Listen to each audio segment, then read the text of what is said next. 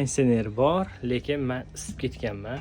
Sababi konditsionerni o'chirib turibmiz-da, bu yerda mana kalibrovka qilyapti, ya'ni yangi olib kelgan shu fen apparatimizni mana ko'ryapsizlar, qanaqa darajada tekshirishadi.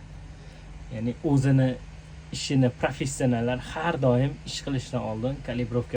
Hozir xato ko'rsatishi mumkin. Sababi bizda konditsioner yoqib qo'ydim. Men hozir mana ko'rsanglar bo'ladi.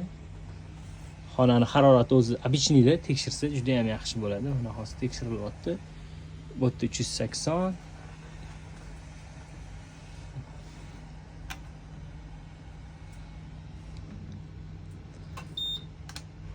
Bu apparatni olganingizdan keyin albatta kalibrovka qilsanglar zo'r ishlaydi. 3 ta kanali bo'ladi. Shu 3 ta kanalni o'zingizlarga moslab olasizlar.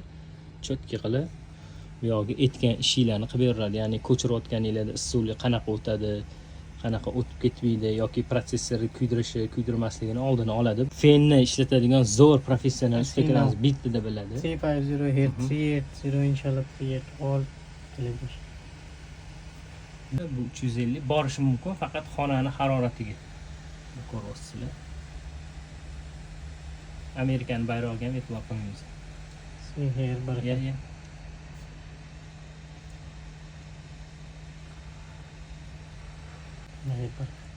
380 this mean both are.